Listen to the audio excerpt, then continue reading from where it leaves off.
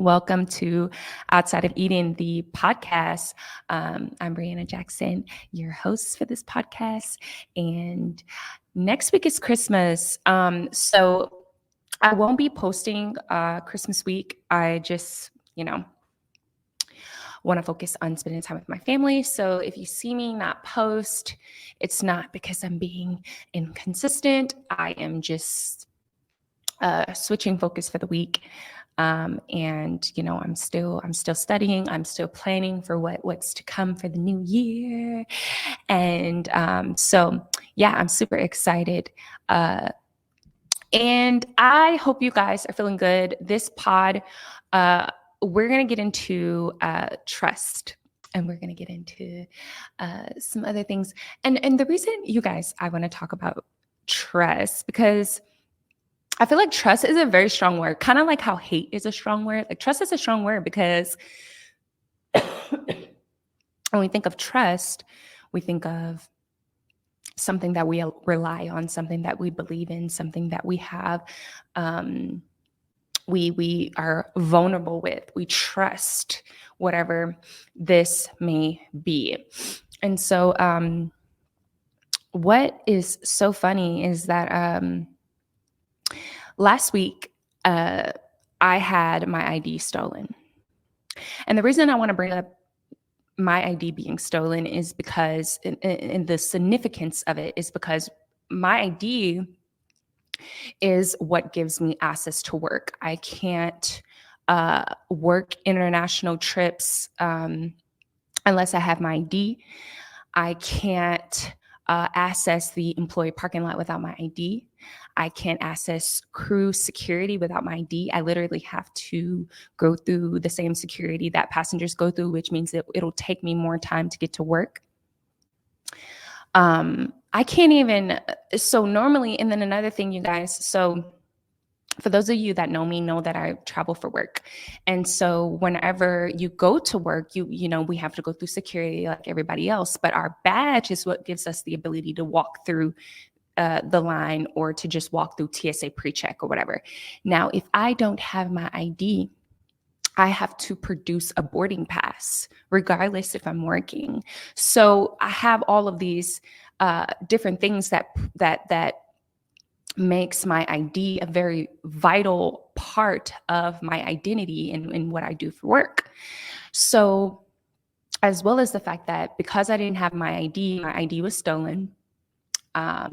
And I've already prayed for the person who took it from me, because it is an evil thing to do. You guys, I cried for 2 days straight. I asked the Lord, like, why is this happening to me? Because my ID was stolen, it cost me $700 worth of money for the trip that I was going to work. I was going to Cancun. And so because my ID was stolen, I was not able to accumulate the extra $700 that would have been on my paycheck. So I will be short $700 this next paycheck. And so I was just frustrated because I already have a lot of things that I have to take care of financially within these next few months. I mean, and just in general, I do see the Lord working in my finances. I see him working. And I know that when we as humans get ourselves into things, and we then surrender to the Lord to ask him to get us out of that situation, sometimes to us, we want it to be this instant fix, but the Lord works on his timing. So his timing is a slow but progressive way of getting me out of this financial situation that I am in. And I see him moving just within this past year in my finances. And it's not something where it's like super drastic where I gained $10,000, but like just the little things that are happening to me have allowed there to be a switch in my financial situation, and where it's not, I see the movement, but it's always in his timing. So even though I know it's in his timing, I also know that my job plays a vital role in me getting out of the situation that I'm in as far as debt is concerned. Um, and so I I lost the $700, right? And so it has put me in a hole. And so I cried for 2 days straight. I'm praying to the Lord. I'm asking him, why is this happening to me? And you guys, he has finally revealed why it happened. So let me tell y'all how the day before my ID was stolen, I actually had prayed to the Lord for opportunities to build my faith. Because yes, I do believe that there are levels to the amount of faith you can have. And that's why the Bible also says that you literally just need a mustard seed of faith. That is all you need. But there are people's faith that goes beyond measures, like they believe in God for large, like big things. And so I want to be at a place where I fully just even with my big imaginations, these big imaginations, I want to be able to fully believe in him. And so then this is a journey, and I'm not perfect, and I have faith, but I want to build it. And so I prayed for the opportunity to build my faith. And so I feel like this instance was one of those things where he's like, all right, test. Do you trust me? Do you trust me to provide? Because let me tell you guys how I even got into debt. I got into debt because of this path that I was taking of darkness. So I was investing in my lingerie business. I was investing in tarot reading. I had spent over $500 in tarot readings. I had paid for a master class that cost $300. And I was investing in all of these different ways in which I could become a better tarot reader. I was investing in crystals. I had so many crystals, and I'm actually going to reveal to you guys all of the crystals that I have. Not even all of them. I had way more than what I'm going to show you today, but I want to just show you the extent of how much I had put myself into debt, like the weight of it all. I want to show you guys. And so I had invested in all of these things. And because I was living in darkness, I didn't have the direction of the Lord. And so I had the job that I had at the time. I ended up losing it because I was just going through like a spiral of things, the spiral of taking Adderall because I didn't feel secure in who I was. I do believe that I have undiagnosed ADHD, but the Lord, I love him so much because he has made me feel that me having ADHD is not something to be ashamed of. Because here's the thing, the Lord gives us weaknesses so that we have no choice but to depend on him for strength where we are weak. So the Bible literally tells us that I can do all things through Christ that strengthens me, like literally all things. So wherever I fall short, literally all I have to do is ask for him to be my strength where I am weak, where I come up short.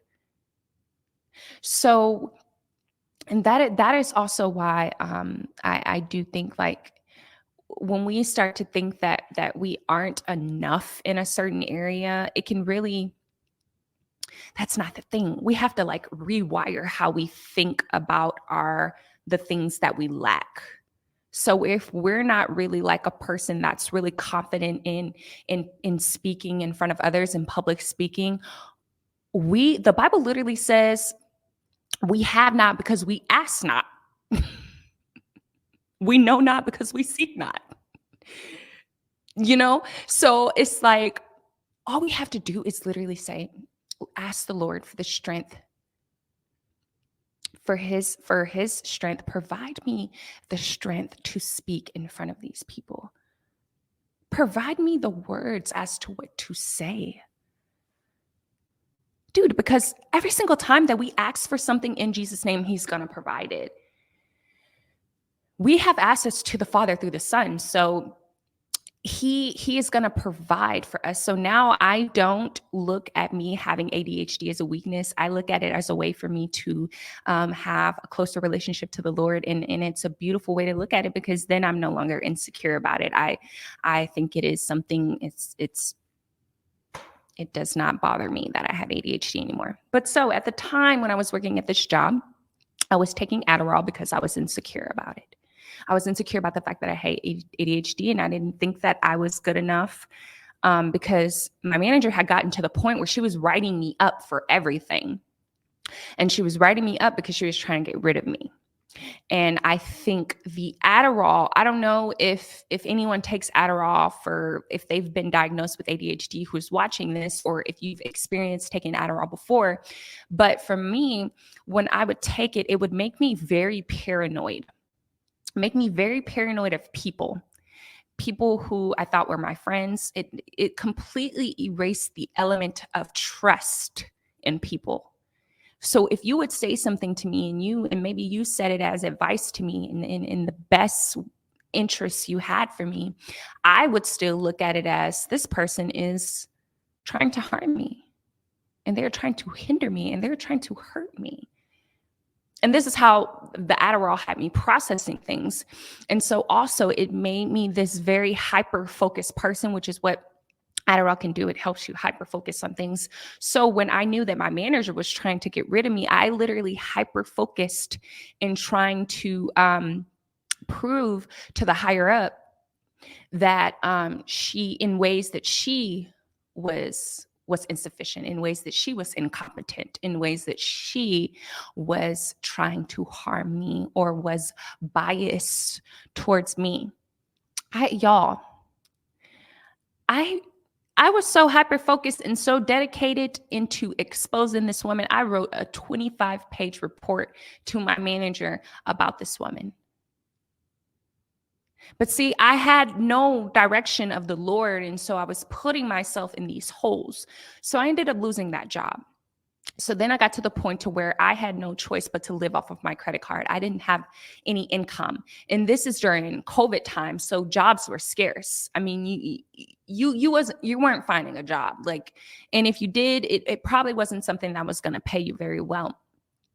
And so I was using my credit card to pay my rent, to pay my car note. Well, actually, you can't pay your car note with a credit card, but I don't know. Somehow there was a way made for me to pay for my car, but I knew that a lot of my expenses were coming out of my credit card. And I still had my ways of living. My ways of living did not switch when I lost my job. So I was still getting my hair done. I was still getting my nails done. I was still investing in my business. I was still buying tarot cards. I was still buying crystals. I was still putting money into things that were not helping me. I was devoting myself to my tarot cards. I was devoting myself to becoming a better tarot reader. I was devoting myself to my business. I put trust in my business to provide for me. I put trust in those tarot cards to provide for me. You want to know why? Because I was having one-on-one sessions where I would charge people $33 for 30 minutes. And if you wanted an hour, it was $66 and so forth. And I knew that eventually, if my YouTube would grow, then I would be able to make money off of my YouTube. So I was devoting myself into these things. I was in inputting my trust into these things that were not of God. And so it left me in a deep financial hole that I am paying for to this very day to get out of. And so it's crazy because even now, with having God as the main influencer in my life, it's wild to think about, you guys. But I really want you to see the fact that he can literally change everything about you. He can change your eating patterns. He can change your sleep patterns. He can change the things that are important to you. He can change the things that you think about, your desires. The Lord is a changer of hearts. He can change your hearts. And so when you put this into perspective, you really start to think about the fact that the Lord actually, the difference in having him and not having him in your life can play a major role in your finances. A dramatic role in your finances. I mean, and I didn't even think about it until now. The Lord is the reason that I've been having more discipline when it comes to my money. The Lord is the reason that certain foods that I used to eat for comfort, I no longer eat, because he is my comforter. And so it prevents me from falling into the temptations of eating foods and indulging in things that are not good for me. And it's really wild to think about. But man, it's crazy. It's listen, when the Lord moves, he moves. Oh, he gonna move. Okay. This is not finna be no, I mean, it's going to be like a drastic change in the person. Y'all, I don't know if y'all seen The Chosen, but the first episode of The Chosen, it highlighted the story of Mary Magdalene. What is so wild is that in the spiritual world, Mary Magdalene is actually considered a goddess. So Mary Magdalene was actually one of those people that I would call upon for help whenever when I would begin my tarot readings. Mary Magdalene, Lilith, Mary herself, Jesus's mother, and amongst other people, I don't know, some of the other goddesses that are popular. But any goddess that exists is not. The Bible tells us that there shall be no other gods before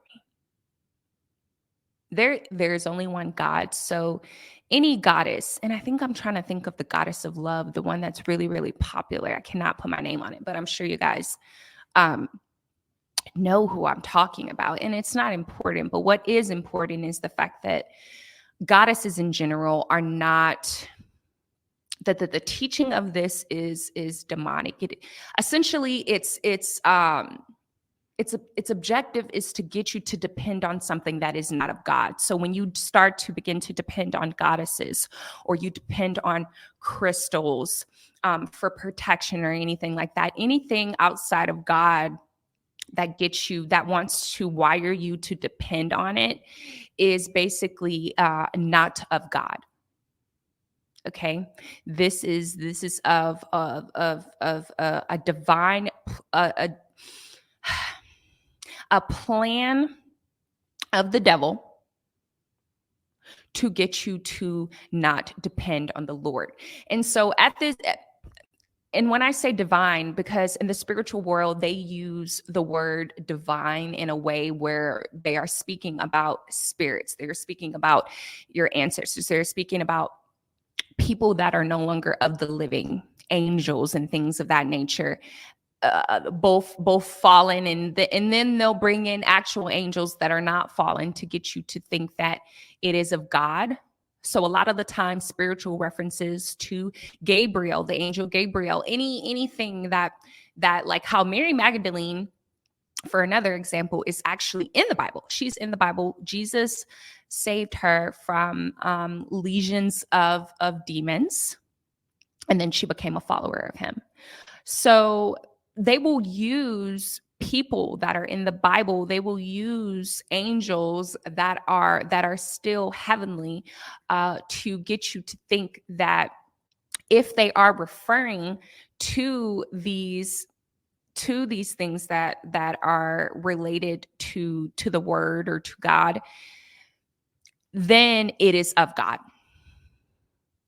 But see, the devil disguises himself as an angel of light. So he will present himself as an angel of light. But if we unveil and we reveal the truth, we can see that he is behind that quote unquote light. So if you watched The Chosen, you saw the story of Mary Magdalene and how Jesus saved her of these demons, and it truly highlighted how she was when she was possessed and how she was when she was saved, and there was a dramatic difference. When she was possessed, she was in pain. She was in bondage. She was literally seeking for someone to save her. Because when demons possess us, it is not just something that they take over our spirits. They are taking over our minds. They are taking over our physical entity, our bodies. This is why when someone is possessed, they will have instances where they can't control themselves physically. I've literally heard stories of people who dabbled in automatic writing, which automatic writing is demonic. If there's a spirit speaking to you or something, or you're allowing an entity to speak to you and in writing, and you're just writing out what it's saying, that is demonic. There was a lady who literally was writing what was being fed to her. She got to a point to where she didn't even know she didn't even know she was possessed until she consulted one of her Christian friends about it. She didn't know she was possessed until her hand started to move without her permission. It was itching to write. The demon had possessed her body. She no longer had control. It was itching to write. She had instances in her car where her neck would move, her hands would move and jolt. And she did not have control. She was scared out of her mind. This is when she knew that she had to seek help. And so, but that's just an example of you got to go watch The Chosen for yourself. You got to see it. It's really good. But you really see when Jesus saved her, she was literally, I mean, she had joy. She actually went out into the light of day, because when she was possessed, she stayed in this dark hole and she didn't come out. She didn't want to even see the light of day. But when Jesus saved her, she had joy, and she had peace, and she had wanted to be in the light, and she didn't want to be in darkness anymore, and she wasn't controlled and in bondage and in pain, and man, it was a beautiful thing to see. But that's what I mean when you really see this switch in the Lord intervening, intercessing, being the intercessor in your life, being the God, the one and only God in your life. And so on top of me seeking these goddesses, whenever I would do my tarot readings, I then would also, I would pray to them. And mind you, I was so devoted to my identity as a tarot reader that I also conducted rituals before doing the tarot reading. So I would take my sage and I would cleanse the space. I would set up the crystals. I would remind myself of, and I was very strategic. The crystals would have to be specific to what it is that I wanted to have for that specific reading. So if in that reading I wanted to talk about love, I would include a rose quartz. And so I was very strategic as to which crystals I was using. And then I would pray. I would pray to the goddesses. I would pray to the gods to come apart and be a part of the reading and to help me. Right? So basically, whenever I would pray for this, I'm basically saying, I trust you. I devote enough of myself to you that I trust you to provide me guidance as I reveal truths or quote unquote truths in this reading. And with the crystals, they really would become something that I really did trust to provide for me. Citrine was known for providing financial prosperity, so that was very vital for me. I trusted the citrine to provide for me financial abundance. I would literally rub the crystal and I would pray for abundance, and I would hold the crystal as I prayed for abundance. And then I would do these meditations, it's almost like I forget what you call it. It's like a crystal healing meditation where you would place the crystals on your body and you would I would allow someone to speak and heal me of past traumas and things that I've hadn't gotten over, and open my chakras so that I can receive these healings. So anytime that I felt like a chakra was closed, say for instance, if I would mute when I speak. Like I wouldn't want to speak because I was afraid of what someone might think when I spoke. Right? Then I would think my throat chakra was closed because I can't speak. So then I would do these healings with the crystals so that my chakras could be open. I was devoted. I trusted crystals and goddesses and gods to provide healing and to provide direction and to provide. I trusted these things to guide the paths of my life. And so anything that we are trusting or we are devoting ourselves to are idols. I have made these things a god to me. I have made crystals a god to me. I have made these goddesses and these gods my god. And so then these things take the place of God. I have relied on it as heavily that I should have relied on God. I want to show you guys my crystal collection.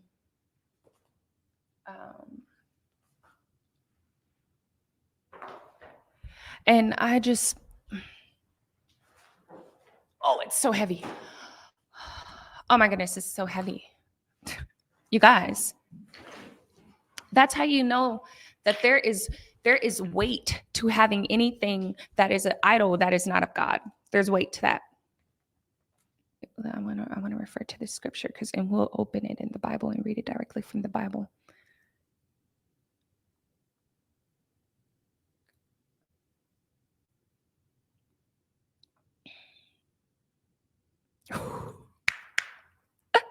Luke 14:28.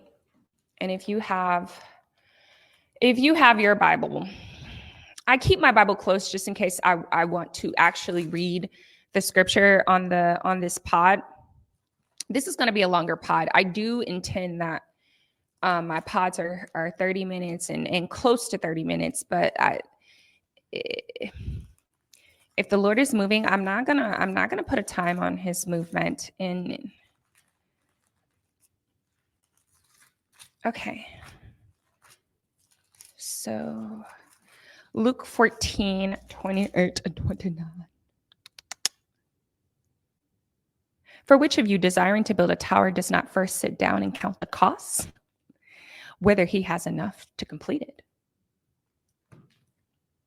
The Bible says to count the cost. If I'm going to build my entire life on crystals and my lingerie business and tarot readings, I did not count the cost. Oh my goodness. It cost me peace of mind. I barely slept.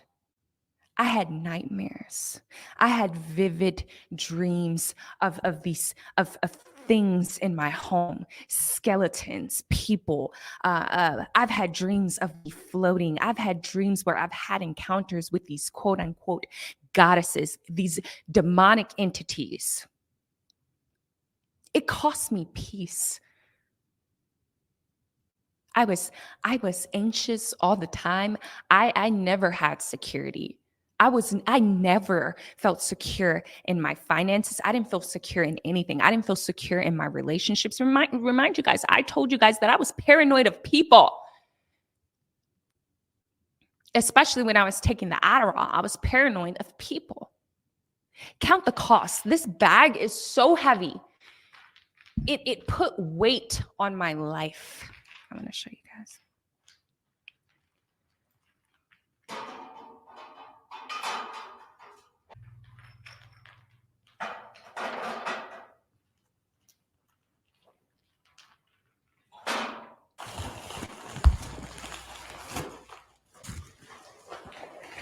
This.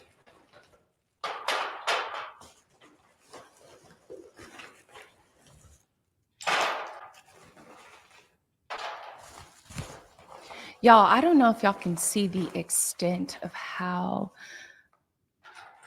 many crystals this is. Mind you, this is not even my full, all the crystals that I've had. I've had extremely large crystals as well. A lot of them I've sold, but this is not even like the extent of like how bad it was, but also because I owned way more. But imagine how much worse it could have gotten because I was devoted, and because I was not, you want to come in? Is it unlocked? Oh, you can come in. I'm recording. Yeah. Sorry. It's okay. Oh my gosh, you brought the rocks. I bought the crystals. Jeez. I wanted them to see like the weight. No.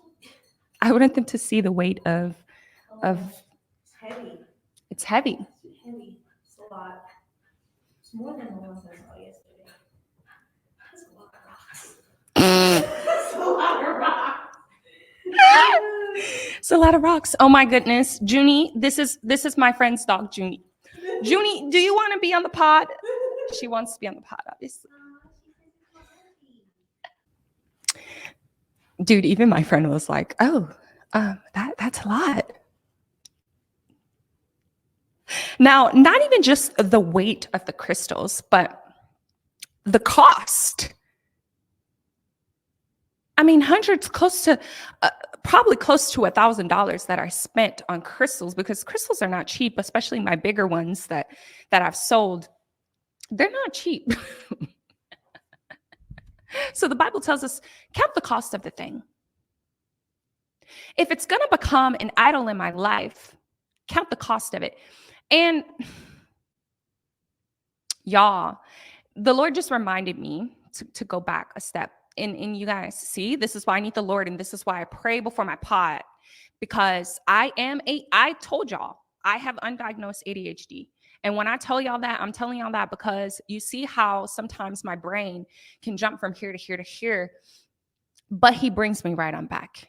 And I pray to him that he will bring me right on back. The reason that I even brought up the fact that I lost, that my ID was stolen from me, and how I lost money and all these things, and how I had to go without working for some time because I'm waiting for my new ID. The Lord revealed to me that I was very devoted to my job. I was very trusting in my job to provide for me. But we know that the Lord giveth and the Lord can take.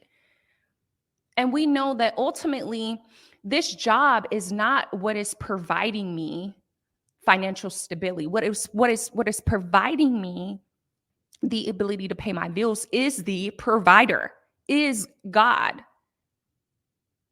He is the one that has given me the ability to be good with people, the ability to walk, the ability to do all things that my job entails. He is the one who has made a way for me to even get that job. But so he put me in a position where he made me realize you're more devoted to this job because you think that it is what is giving you is what is giving you security than you are to me, your provider, who all of my trust should be in. As in explaining to me that even jobs can become idols when we're so devoted to it and trusting in it that we give more to it than we give to God. It has become an idol. Because yes, there are things that we will have to devote ourselves to, and if we don't give devotion to it, like my Bible study, I devote myself to that. And if I don't devote to it, then I won't grow. If I don't devote to it, I won't get closer to God. But when something has literally become your ultimate source of devotion and trust, and you have given it more adoration than you have given God, or more time than you have given God, like when it comes to work, if I know I have to be at work at 10 a.m., I'm going to do what I need to do to make sure that I am at work on time. And then there will be days on Sundays where I'm tired, and I am not a religious person. I am a Christian, but I am not a Pharisee. I am not someone who just, puts a lot of weight on religious things. And so, yes, I do believe that we should go to church because there's so many positives and good that comes out of going to church. And but I feel like as long as I have a relationship with the Lord, that is the most important. But he showed me that I'm more willing to make sure that I get to work on time than I am to get to church, to meet with him and gather with fellow believers. Because where 2 or 3 are gathered, he will meet us there. So he showed me that. And it's crazy because I would never think that my job would be an idol. And I never processed how crystals could be an idol. It's wild to think about. But I'm so happy that he showed me that, because now it's just like, it's almost like a relief, like, like, wow, this is why I've been so stressed, because I'm putting my trust in the wrong things. This is why I've been having so much anxiety about my finances, because I've been putting my trust in the wrong thing. This is why. I'm going to try not to get emotional. But see, that's why the Lord is so good, because when we hold the hand of the Lord and we allow him to be our God, anytime that we are getting off path, or we are veering off the narrow path, like we start walking in on the sidewalk and not the narrow path, he's gonna shift us right back to where we need to be. So we don't ever have to worry that if we are on the wrong path, if we will ever know or not. Because even when everything was happening where I couldn't work and it was completely out of my control, I didn't have my badge, the Lord told me that he will never leave me nor forsake me. And the Bible tells us that he will never leave us nor forsake us. A job will fire you with no notice. A person will leave you with no notice. Humans, these humans that we make our idols, these celebrities that we make our idols, can die with no notice. Anything, money can come and go as quick as you can snap your finger with no notice. And the Lord will never leave us nor forsake us.